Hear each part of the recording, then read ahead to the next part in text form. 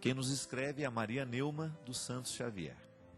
Padre Fábio, como eu gostaria, como eu estava precisando que o senhor me escutasse. Não estou bem.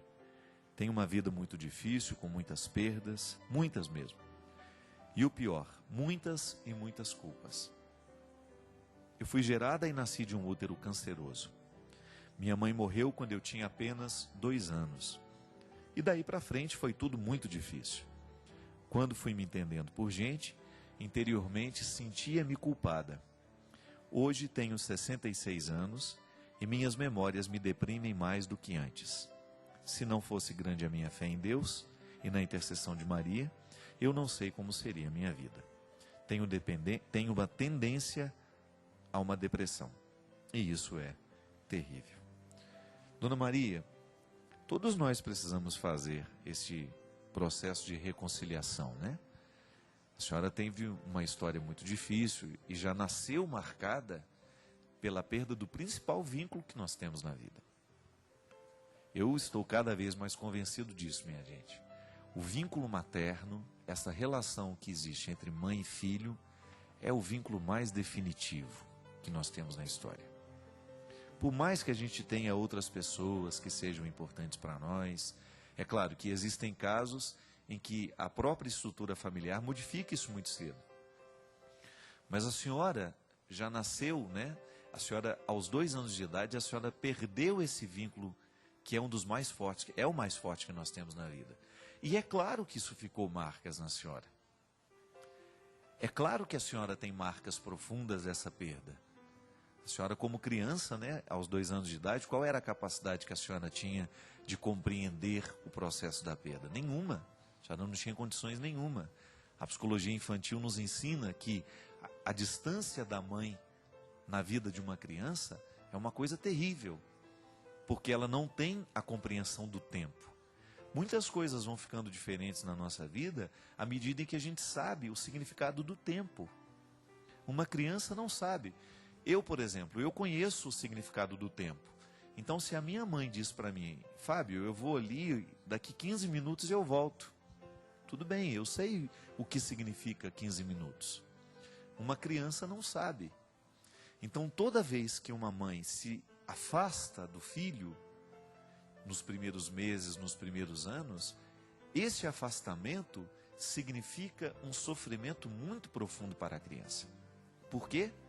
A mãe é o vínculo direto. A psicologia nos ensina, minha gente, que nós não sabemos nem fazer a diferenciação. É claro, a gente tem muita... a psicologia nos ensina e tem coisas que a gente não precisa concordar. Na psicanálise, por exemplo, de Freud, há muitas coisas que eu não concordo. São muito determinantes, né, na visão de Freud. Mas ele tem uma visão muito interessante do que ele diz desta relação da criança com a mãe, naquilo que ele chama de fase oral, né? Por que a criança morde tanto a mãe? E tudo a criança quer incorporar pela boca? Justamente porque a criança não sabe diferenciar o seu corpo do resto do mundo. Por que a criança morde tudo? Porque tudo é uma extensão dela, ela acha que tudo é uma extensão dela. Veja bem, nesta primeira fase da vida, nós não sabemos viver a diferenciação. Eu não sei que o outro é um outro. Eu sempre vejo o outro como uma continuidade minha. Então essa é a relação que nós temos com a mãe. Eu não vejo a minha mãe como uma outra pessoa. A minha mãe sou eu. Na psicologia, nós aprendemos isso. A criança não é capaz de diferenciar a mãe. Então, agora veja bem. Se ela não é capaz de diferenciar, Dona Maria, imagina o que é para ela ficar sem essa parte que é tão essencial na vida dela. É claro que depois, à medida em que a gente vai amadurecendo, nós vamos descobrindo que o outro não é nós, né? E que existe uma diferenciação. Eu sou uma pessoa e a outra pessoa é outra.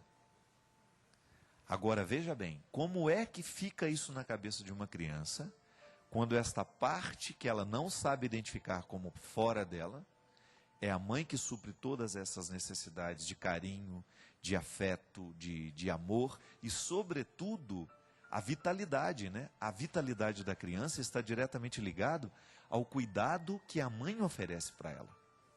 Então é claro que uma criança, quando perde a mãe, ou quando vive períodos muito longos distante dessa mãe, ela vai ter problemas para serem administrados mais tarde. Todos nós temos essas ausências, né, prolongadas ou não dentro de nós. Algumas são conscientes, outras não. Eu, particularmente, tenho muitos medos, eu tenho consciência disso. Muitos medos, muitas ansiedades que eu trago hoje como adulto, que estão diretamente ligadas às ausências da minha mãe na minha vida.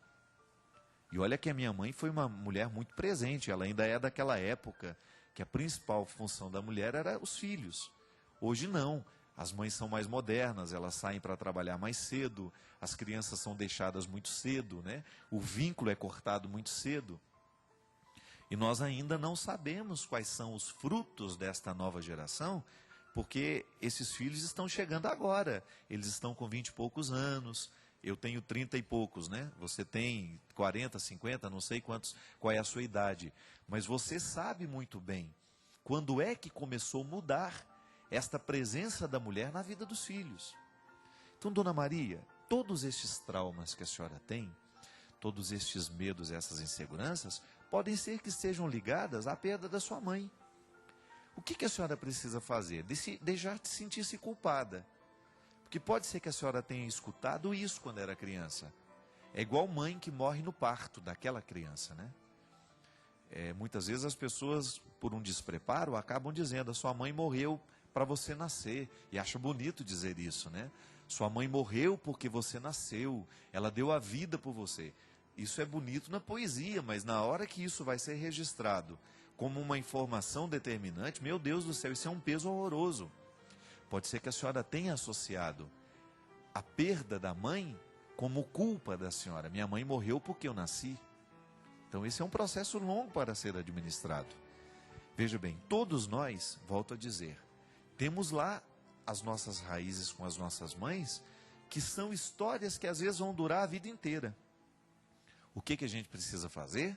Tomar consciência de que essa relação é definitiva e ela é para a vida inteira e começar a administrar isso dentro de nós.